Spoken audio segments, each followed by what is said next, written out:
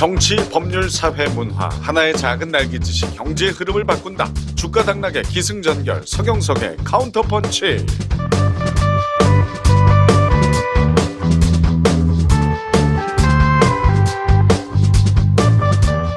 자, 추위가 조금 누그러진 듯합니다. 평년보다 8, 9도 정도 낮은 거라는데요. 북극이 따뜻해지면서 갇혀있던 냉기가 한반도까지 내려와서 그랬답니다. 자, 올겨울엔 북극 한파로 한 번씩 기온이 크게 떨어질 거라고 하는데 일기예보에 맞춰서 강추위 준비하듯이 카운터펀치 함께 하시면서 내일의 경제 대비해 보시는 건 어떻겠습니까? 자, 오늘 함께 하실 분들 소개합니다. 청인인베스트의 강민 팀장 나오셨고요. 자, 그리고 또 오늘 특별한 손님 두 분 모셨습니다. 앵커이자 DJ이시고 만능 엔터테이너죠. 최일구 선배님, 그리고 TBS 박철민 기자, 어서 오십시오. 네, 안녕하세요. 네, 반갑습니다. 뭐가 만능 엔터테인먼트? 만능이시죠. 예. 참 오랜만에 뵙는데 뭐 여전하십니다. 네, 참 여유 있는 웃음과 네.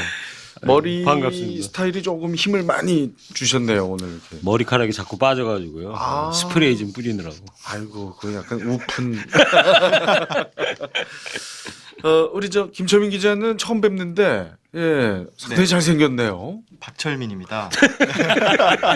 그러니까 그 제가 성희롱입니다. 예, 김철민이라고 이제 저희 코미디 후배가 있어서 계속 그 사람 얘기하는 게 버릇이 돼서 미안합니다. 아닙니다. 박철민 기자, 네. 네. 탤런트 박철민 씨도 있고 또 예. 기자에게선 역시 우리 또 박철민 기자가 최고죠.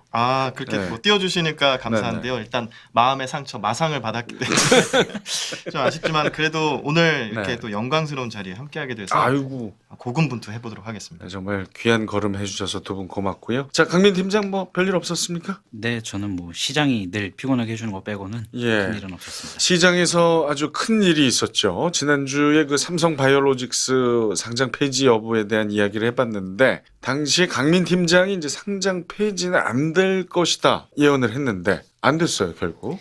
네. 뭐 일단 기업심사위 심의 결과에서는 상장 유지 결정해서 녹음하고 있는 이제 오늘 12월 11일 날부로 거래를 재개했고요.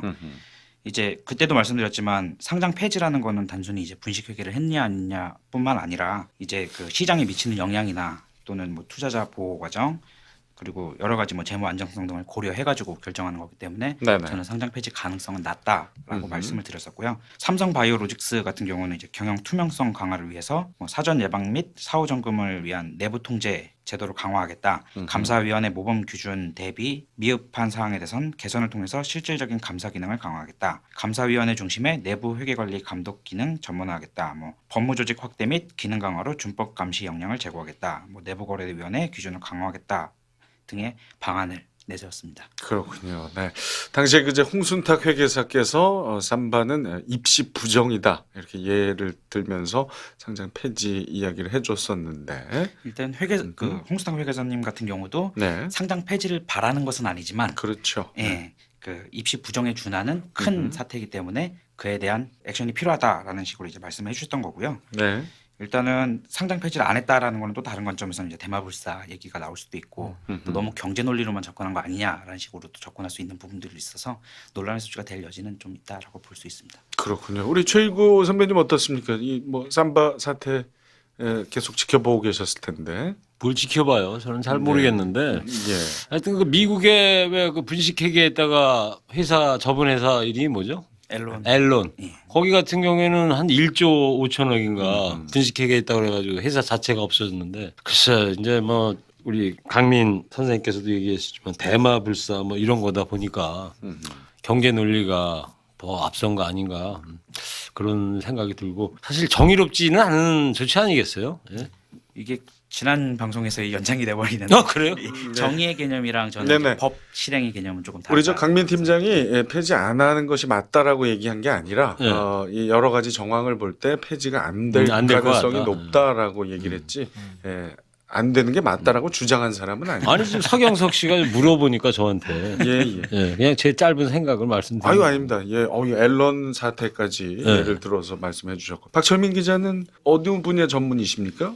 저는 이제 네. 서울시정과 관련된 이야기를 주로 많이 했고요. 부동산도 다루기도 했고 아하. 문화, 예술 뭐 다양합니다. 그렇군요. 네. 뭐 경제에 치우치지 않는 아, 다양한. 그러니까 이 채널이 지금 소식을. 경제 전문 채널인 거예요? 제가 그런 얘기 한 적 없습니다. 아, 그래요? 예. 저 치우치지 않습니다. 어느 한 분야. 다만 경제 얘기를 가끔씩 이렇게 하죠. 예.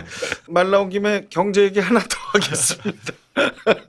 자, 코스피가 다시 롤러코스터 타고 있습니다. 중국 화웨이가 체포 소식 때문이라는데 어떤 관계입니까? 일단은 화웨이는 그 지난 3분기 기준으로 볼 때 스마트폰이랑 통신 장비 기준으로 해서 글로벌 3위를 기록하고 있는 업체이고요. 삼성전자 18.9%, 애플 11.8%에 이어서 8.5%의 3위를 기록하고 있는 업체입니다. 그런데 이제 12월 6일 날 멍완저우라고 그 창업주의 딸이면서 CFO였던 사람이 이제 캐나다에서 체포됐다라는 소식이 나왔는데요. 해당 체포 소식에 대해서는 미국 정부 요청으로 인해서 이제 그 이란 제재 위반 혐의로 해가지고 체포를 했었고요. 이거에 대해서 이제 나가는 거는 미국이 대이란 제재를 하고 있는데 그걸 피해서 스카이콤이라는 유령 회사를 통해서 이제 이란과의 교역을 시도했다. 그리고 비단 이번에 나온 게 아니라 지난 4월에도 뭐 보도가 있었고 해서 꾸준히 조사를 하면서 이제 이번에 체포를 한 것이다라는 식으로 하면서 이제 체포 소식이 나왔었습니다. 이 사건이 이제 주목받는 이유 중에 하나가 트럼프하고 시진핑이 만나서 무역 전쟁 휴전 얘기한 지 5일 만에 벌어진 일입니다. 예, 미국이나 뭐 중국에서 이제 공식적으로 발표하는 입장에서는 이제 이거랑 그 무역 협상 진행되는 거랑은 좀 이제 별개로 보겠다라는 식으로 이야기를 하고 있는데요. 네. 미국이랑 중국이 무역 전쟁을 벌이고 있는 것이 이제 단순히 네가 돈을 더 버니 내가 돈을 더 버니 하면서 이제 그 수지 타산을 위해서 싸우는 것이냐 아니면은 향후에 이제 새로운 패권 국가가 미국이 계속 유지를 할 것이냐 아니면은 중국에게 이제 빼앗길 것이냐 패권 싸움을 보는 것이냐 이거에 따라서 좀 달라질 수 있는데 네. 패권 싸움에서 큰 축을 차지할 수 있는 게 통신 분야가 될 수 있고 그렇죠. 또 올라오고 있는 중국의 기술력 이런 부분들에 대한 부분이 될 수 있어서 그에 대한 견제로 볼 수도 있고요. 또 협상이 진행된다고 할지라도 마냥 평화 분위기로 계속 협상을 하는 게 아니라 협상이 진행되는 과정에서도 계속 치고 얼르고 달래고 양 물러섰다가 다시 다가서고 이런 식으로 접근할 거기 때문에 네네. 앞으로도 이런 소음이나 잡음은 계속 발생될 것이다라고 보는 게 맞습니다. 알겠습니다. 워낙 굵직한 경제 사안이어서 먼저 좀 체크를 해봤고요. 네. 자, 귀한 걸음 해주신 두 분, 현재 TBS에서 네. 두 분 다 일하고 계십니다. 서로 좀 친하십니까? 어떻습니까? 회사에서 네, 자주 보시다시피 네. 잘 모르겠습니다.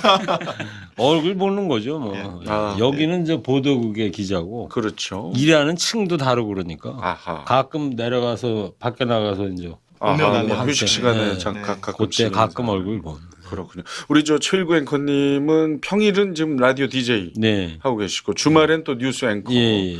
아주 활발한 활동을 하고 계시는데 게다가 최근에 신곡까지 내셨어요. 어떤 노래죠? 오선 여인이라고요. 네네. 그저 나 같은 건 없는 건가요? 한 추가열 씨, 예예. 추가열 씨가 작곡을 하고 아, 그다음에 이건우 씨, 김연자 씨가 불렀던 그저 부르고 있는 그 아모르 파티 그 아주 유명한 작사가 이건우 작사가시죠. 씨. 네네. 그 두 분이 저 작사 작곡을 하셔가지고 오. 이게 이 노래를 워낙 만들려고 그런 게 아니고 네. TBS 제가 DJ하는 그 프로그램의 프로젝트로 DJ한테 노래 하나 만들어 줍시다. 이건우 씨가 이제 고정 출연을 하거든요. 일요일에. 네네네. 그래가지고 그 PD하고 얘기를 시작을 해가지고 김경래 PD하고 그래가지고 이제 어떻게 하다가 이 노래를 이제 만들게 된 거예요. 아 코너 중에 네. 미션을 수행하다가 네, 만들었고 네, 네. 결국은 저 발매를 한 거네요. 아니 발매는 아니고 아, 그냥 네. 녹음만 했어요. 녹음. 그러셨어요. 죄송한데 뭐 한 소절 좀 불러주실 수? 아닐 거야. 아니겠지. 아 저는 안 돼 이러신 줄 알았더니 아닐 것 바로 그냥. 하지만 네. 자꾸 돌아보게 돼. 그러니까 이게 중년의 어떤 그렇죠. 이야기 같아요. 그래서 5선 열차를 탔는데 어떤 남자가 보니까 옛날에 그 사귀었던 여자 같아. 근데 아닐 거야. 아니겠지. 근데 서로 눈인사만 하다가 그 여자가 어디 여기서 내리는데 네네. 내리면서 딱 뒤돌아보는데 그 여자의 나는 봤네. 눈가에 맺힌 눈물. 이러면서 이제 끝나는 거예요. 그 아주 괜찮은 노래인데 아름다운 이야기네요. 어디서도 틀어줄 때가 제가 진행하고 있는 그 허리케인 라디오에서만 틀 수밖에 없는데 이 PD가 안 틀어줘. 문제는 거기 있어.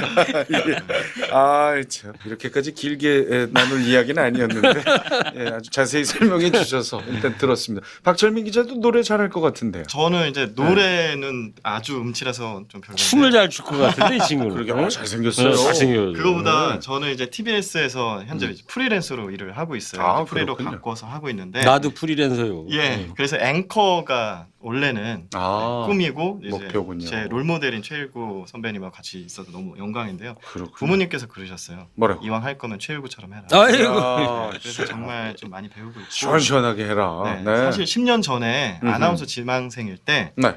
서경석 선배님 하시는 라디오 프로그램에 제가 아나운서 지망생으로 청취자로서 출연한 적이 있어요. 어머. 음. 10년 전에요? 10년 전에 그 어느- KBS 라디오에 뮤직쇼요? 맞습니다. 어머, 2시에, 어머. 그 2시에 그 세상에. 사진까지 이렇게 가져왔는데 2009년도 8월 달에 반갑습니다. 아, 스튜디오에 직접 출연을 했다고요? 예. 어머, 세상에. 실제 맞네. 패널로 출연했는데 이렇게 뵈니까 더 반갑네. 맞네요. 예, 제가 지금은 여성시대 진행하고 있는데 그 당시에 KBS FM 2시 뮤직쇼 했었었죠. 아, 어쩐지 낯이 익더라. 불러대는 거 봐. 김철민. 김철민부터 해가지고. 야. 형님 왜 이러세요? 야, 야, 오늘- 배워야 돼 저런 거. 오늘 아주 화기애애합니다. 자, 그런데 오늘 저 박철민 기자 우리 최일구 앵커를 모신 이유가 있습니다. 바로 주제 때문인데요. 오늘의 주제 공개합니다.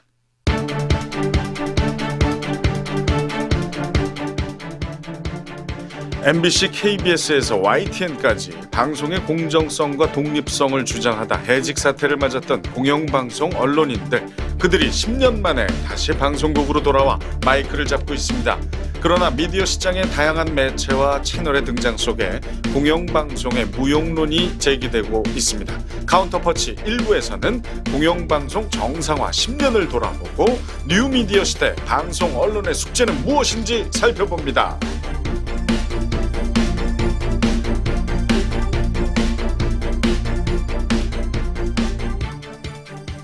자, 우리 최일구 선배님 하면 역시 클로징 멘트, 뉴스 클로징 멘트를 잊을 수가 없습니다. 지금도 여러 매체에 이렇게 어록 모음이 돌아다니고 있는데 말레이곰 이야기 참 많은 분들이 기억하고 계시죠. 네.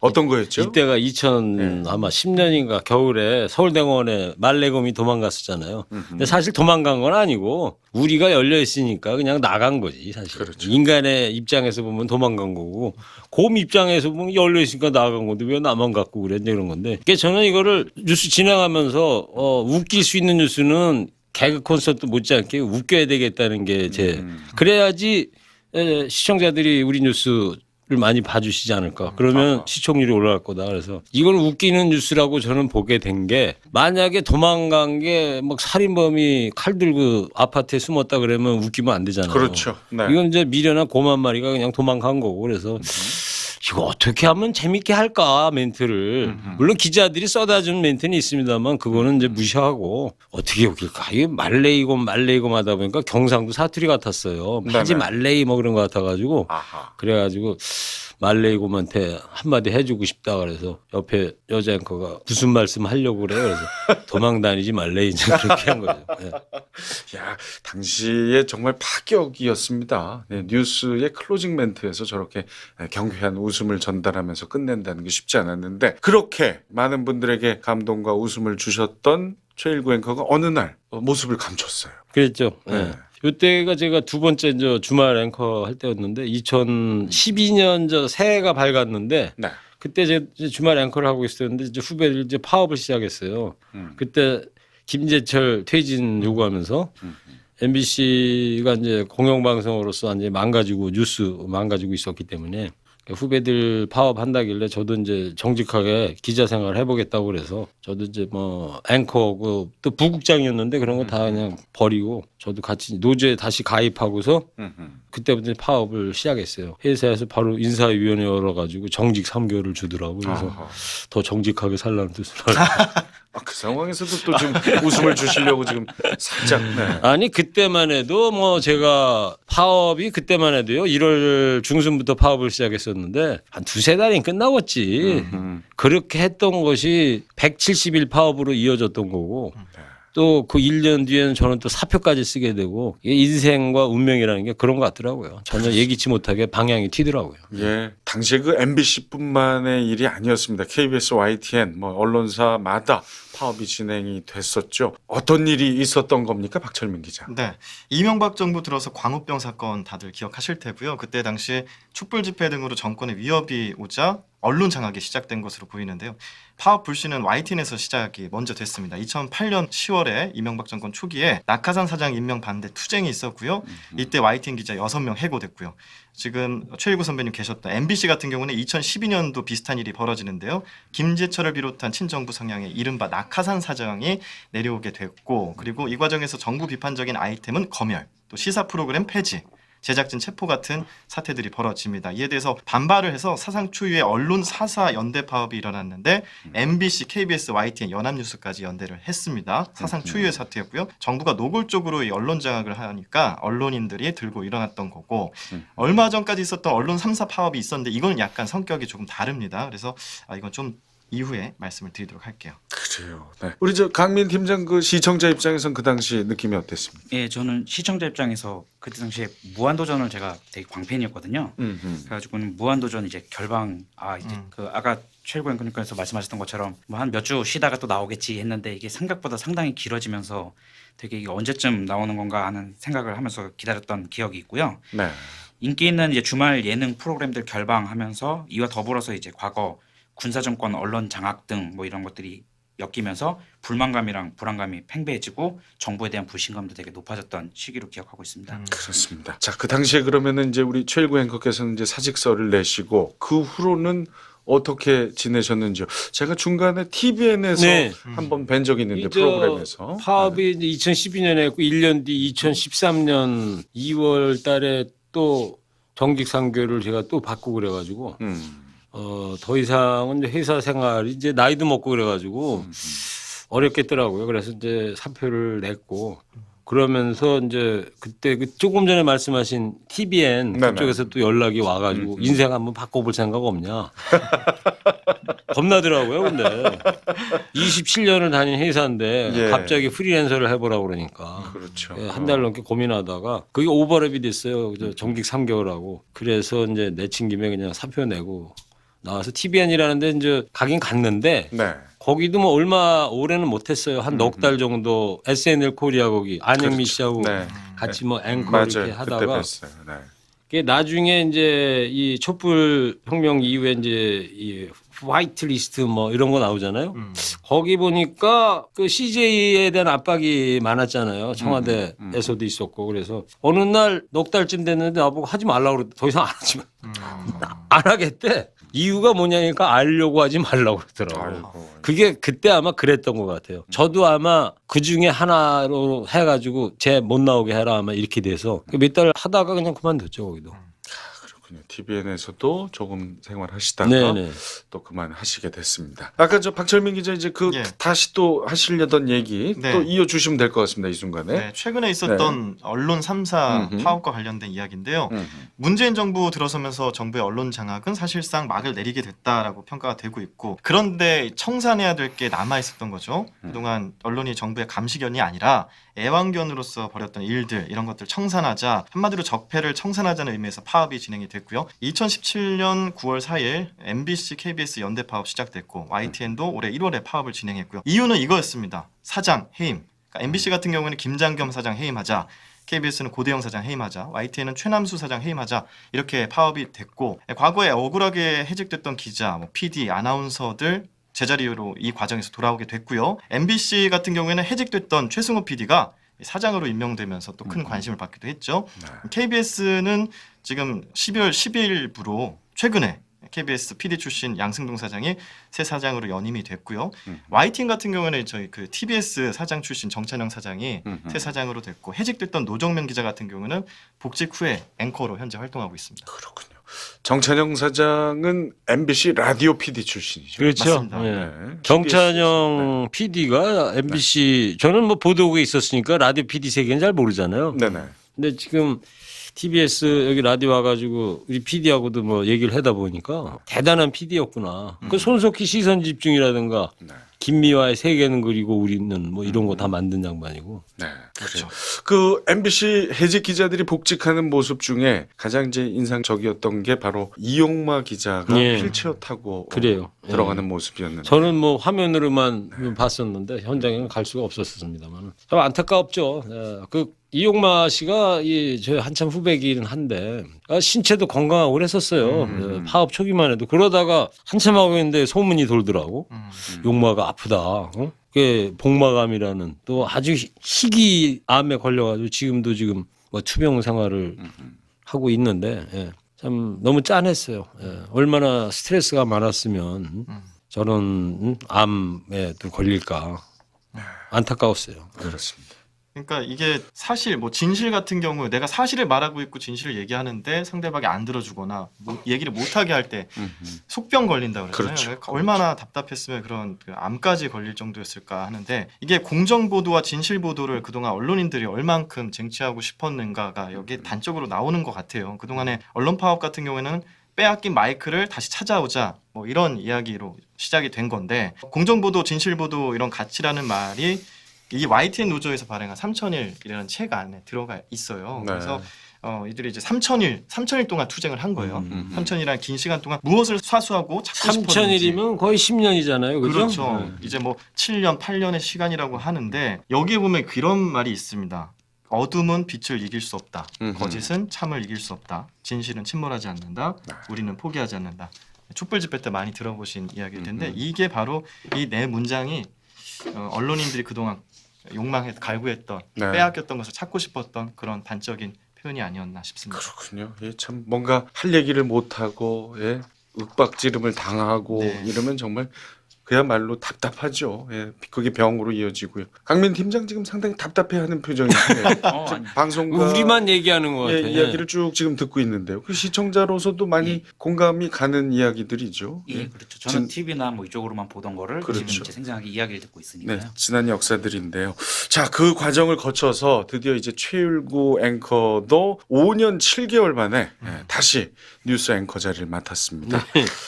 그리고 김장겸 사장의 체포 소식을 전했어요. 예. 당시의 느낌이 어땠는지 궁금합니다. 이때가 아마 제가 MBN 앵커 첫날인가 둘째 날인가 아마 첫날인가로 기억되는 이날 하필 가는 날이 장날이라고 네. 이런 일이 있었어요.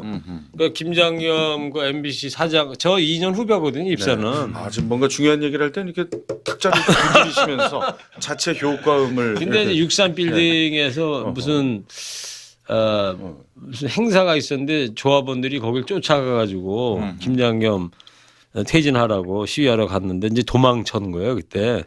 하필 그날 그런 뉴스가 있었는데 MBN 뉴스에서 그걸 또 뉴스로 다루더라고요. 그래서 어떻게 하다 보니까 첫날인 것 같은데 김장겸 체포 뭐 이래가지고 제가 앵커 멘트로 뉴스를 소개했었죠 옛날. 네. 혹시 강민 팀장 궁금한 점 없습니까? 예, 저 궁금했던 게 아까 말레이곰 말씀하셨잖아요. 발레고 뭐 말레이곰 얘기한 하지 지- 말래. 말레이곰 얘기한 지 20분 지났습니다. 네.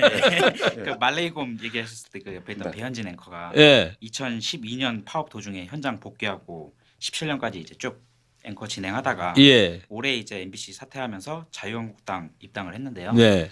그 자신은 이제 언론 탄압의 피해자다라고 이야기를 하고 계시는데 거기에 대해서 어떻게 생각하시는지.